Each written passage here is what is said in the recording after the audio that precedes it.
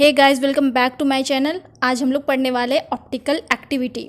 इसमें हम लोग डिटेल में समझेंगे कि किसी भी कंपाउंड को हम लोग कब बोलेंगे कि वो ऑप्टिकली एक्टिव है एंड ऑप्टिकली इनएक्टिव है। इस वीडियो में हम लोग दो तरीके से समझेंगे कि कोई भी कंपाउंड ऑप्टिकल एक्टिव है या फिर ऑप्टिकली इनएक्टिव। सबसे पहले तो हम लोग लैब में देखेंगे पोलैरीमीटर का यूज़ करके, एंड सेकेंड हम लोग थ्योरेटिकली देखेंगे, कोई भी स्ट्रक्चर देखेंगे एंड उसे कैसे समझेंगे कि ये फिर ऑप्टिकली एक्टिव है या फिर ऑप्टिकली इनएक्टिव है। देन हम लोग इस वीडियो में जानेंगे कि इनेंशियोमर किसे कहते हैं। तो चलिए वीडियो स्टार्ट करते हैं। सबसे पहले देखते हैं optical activity. Optical activity chiral molecule की प्रॉपर्टी होती है जिसमें कि वो प्लेन पॉलराइज्ड लाइट को रोटेट करता है। प्लेन पॉलराइज्ड लाइट का रोटेशन होगा तो या तो वो एंटी क्लॉकवाइज रोटेशन होगा या क्लॉकवाइज रोटेशन होगा। एंड वह कायरल मॉलिक्यूल या कंपाउंड जो कि प्लेन पॉलराइज्ड लाइट को रोटेट कर रहा है, उस कंपाउंड को हम लोग ऑप्टिकल एक्टिव कंपाउंड बोलेंगे। ऑप्टिकल एक्टिविटी को हम लोग पोलैरीमीटर द्वारा मेज़र करते हैं। ऑप्टिकल एक्टिविटी को समझने के लिए हमें प्लेन पॉलराइज्ड लाइट को भी समझना बहुत ज़रूरी है। तो सिंपल जो लाइट होती है उसमें इलेक्ट्रोमैग्नेटिक वेव होता है, और जो इलेक्ट्रोमैग्नेटिक वेव है उसका मॉलिक्यूल सभी डायरेक्शन में क्या करता है, वाइब्रेट करता है। जब लाइट कहीं से पास हो रही है तो उसके चारों ओर जो भी डायरेक्शन है, सभी डायरेक्शन में उसके मॉलिक्यूल वाइब्रेट करते हैं। लेकिन जैसे ही हम लोग उस ऑर्डिनरी लाइट को पॉलराइज़र से पास कराएंगे तो सारे डायरेक्शन का वाइब्रेशन कट कर देगा पॉलराइज़र, लेकिन उसमें से कोई एक प्लेन को पॉलराइज़र कट नहीं करेगा। यानी पॉलराइज़र लाइट के सारे प्लेन को कट कर रहा है जहाँ भी वो वाइब्रेट हो रहा था, लेकिन उनमें से सिर्फ एक प्लेन को ही कट नहीं करेगा।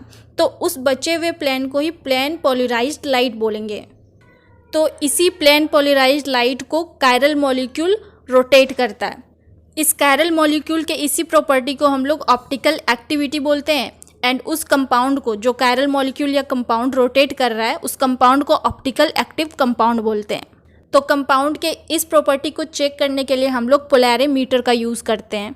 पोलैरीमीटर एक इंस्ट्रूमेंट होता है। इसमें हम लोग उसी कंपाउंड के रखते हैं, कायरल मॉलिक्यूल या कंपाउंड को जिसकी ऑप्टिकल एक्टिविटी हमें चेक करनी होती है, उसे पोलैरीमीटर ट्यूब में रखते हैं एंड वहाँ से हम लोग प्लेन पॉलराइज्ड लाइट पास कराते हैं। तो इससे हमें रिजल्ट मिलता है एंड पता चलता है कि वह कंपाउंड ऑप्टिकल एक्टिव है या फिर इनएक्टिव है। इसे हम लोग इस डायग्राम से समझते हैं। ये है कोई ऑर्डिनरी लाइट सोर्स। इसका जब लाइट पास होगा तो इसके मॉलिक्यूल सारे डायरेक्शन में वाइब्रेट करेंगे। इसके सामने हम लोग पॉलराइज़र रख देते हैं तो इसमें हमें प्लेन पॉलराइज्ड लाइट मिलता है। तो इसी प्लेन पॉलराइज्ड लाइट को हम लोग जब पोलैरीमीटर ट्यूब से पास कराएंगे, इस पोलैरीमीटर ट्यूब में वह सॉल्यूशन रखा होता है जिसकी हमें ऑप्टिकल एक्टिविटी चेक करनी होती है। तो जैसे ही पास कराएंगे प्लेन पॉलराइज्ड लाइट को, तो इससे हमें तीन तरह के रिजल्ट मिलते हैं। सबसे पहला रिजल्ट ये हो सकता है कि ये जो प्लेन पॉलराइज्ड लाइट है अनअफेक्टेड होगा, यानी कि इसमें कोई रोटेशन नहीं होगा। जो ये डायरेक्शन था प्लेन पॉलराइज्ड लाइट का, वैसा ही डायरेक्शन रहेगा। तो इस कंपाउंड को हम लोग बोलेंगे ये ऑप्टिकली इनएक्टिव है, यानी कि पोलैरीमीटर ट्यूब में जो हम लोग कंपाउंड रखे थे जिसका हमें चेक करना था, वो ऑप्टिकली इनएक्टिव है। एंड सेकेंड रिजल्ट हमें ये मिल सकता है कि उस प्लेन पॉलराइज्ड लाइट का रोटेशन हो सकता है। पहली बात तो रोटेशन जैसे हुआ तो हम लोग बोलेंगे कि वह कंपाउंड ऑप्टिकली एक्टिव है। अगर क्लॉकवाइज रोटेशन हुआ तो उसे बोलेंगे कि वो डेक्स्ट्रो रोटेटरी कंपाउंड है, जिसे हम लोग स्मॉल डी से डिनोट करते हैं या फिर पॉजिटिव साइन से भी डिनोट करते हैं। क्लॉकवाइज रोटेशन होगा यानी कि राइट हैंड साइड उसका रोटेशन होगा प्लेन पॉलराइज्ड लाइट का, तो कंपाउंड कहलाएगा ऑप्टिकली एक्टिव। तीसरा रिजल्ट हमें ये मिल सकता है कि उस प्लेन पॉलराइज्ड लाइट का रोटेशन एंटी क्लॉकवाइज हो सकता है। एंटी क्लॉकवाइज यानी कि लेफ्ट हैंड साइड उसका रोटेशन होगा। तो रोटेशन हुआ इसका मतलब ऑप्टिकली एक्टिव है वो कंपाउंड, चाहे वो क्लॉकवाइज रोटेशन हो या फिर एंटी क्लॉकवाइज रोटेशन हो। तो एंटी रोटेशन हुआ तो उस कंपाउंड को हम लोग बोलेंगे लीवो रोटेटरी सब्सटेंस या फिर कंपाउंड। इसे हम लोग स्मॉल एल या फिर निगेटिव साइन से डिनोट करते हैं। तो इस तरह से हम लोग लैब में पोलैरीमीटर का यूज़ करके चेक करते हैं कि कोई भी कंपाउंड ऑप्टिकल एक्टिव है या फिर इनएक्टिव है। लेकिन अगर हमें थ्योरेटिकली चेक करना है तो उसके लिए हमें देखना होगा कि कंपाउंड कायरल है या नहीं है, एंड उसका मिरर इमेज भी बनना चाहिए। मिरर इमेज बनेगा एंड नॉन सुपर इम्पोजिबल अगर होगा तो वह कंपाउंड ऑप्टिकली एक्टिव होगा। इसे हम लोग एक एग्जाम्पल से देखते हैं। ये है लैक्टिक एसिड। इसका स्ट्रक्चर होता है ये। इसे हम लोग सबसे पहले देखेंगे कि इसमें कायरल सेंटर है या नहीं। तो कायरल सेंटर देखने के लिए हम लोग देखेंगे चारों वैलेंसी अलग अलग होनी चाहिए। तो यहाँ पे हाइड्रोजन है, यहाँ OH है, यहाँ CH3 है, यहाँ COOH है, यानी कि ये कायरल सेंटर है इसमें। तो कायरल कंपाउंड हुआ ये।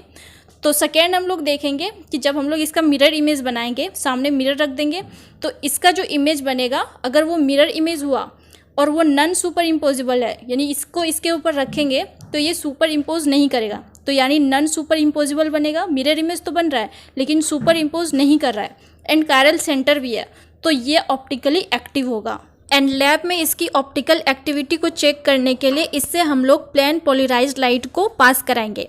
अगर इसका रोटेशन क्लॉकवाइज होगा तो डेक्स्ट्रो रोटेटरी होगा, यानी कि ये डी फॉर्म का होगा, एंड अगर इसका रोटेशन एंटी क्लॉकवाइज हुआ तो वो एल फॉर्म का होगा। ये जो हमें मिरर इमेज मिल रही है, ये हम ऐसे देख के नहीं बता सकते कि कौन सा डी फॉर्म है और कौन सा एल फॉर्म, यानी कि किस में क्लॉकवाइज रोटेशन हुआ है एंड कौन सा एंटी क्लॉकवाइज रोटेशन हुआ है। ये हम सिर्फ पोलरीमीटर से ही पता कर सकते हैं। तो जो भी कंपाउंड प्लेन पोलराइज्ड लाइट को clockwise rotation and anti clockwise rotate दोनों तरह से रोटेट कर देगा, यानी कि हमें डी फॉर्म भी मिलेगा और एल फॉर्म भी मिलेगा, तो उस कंपाउंड को हम लोग बोलेंगे कि वो इनैंशियोमर है, यानी कि दोनों पेयर हमें मिल रही है, डी फॉर्म भी और एल फॉर्म भी। हम लोग इसे ऐसे डिफाइन करेंगे इनैंशियोमर को कि ये पेयर होता है ऑप्टिकल आइसोमर्स का, यानी कि ऑप्टिकली एक्टिव कंपाउंड होता है लेकिन पेयर में होता है, यानी कि डी फॉर्म और एल फॉर्म दोनों होना चाहिए उसका, यानी कि क्लॉकवाइज भी रोटेशन होना चाहिए उसमें, एंटी क्लॉकवाइज भी रोटेट करना चाहिए प्लेन पोलराइज्ड लाइट को। तो दोनों जो इमेज होगा वो तो मिरर इमेज बनेगा ही, ऊपर से ये non super imposable mirror image बनना चाहिए, वो पेयर में होना चाहिए, तो उसे ही बोलेंगे इनैंशियोमर।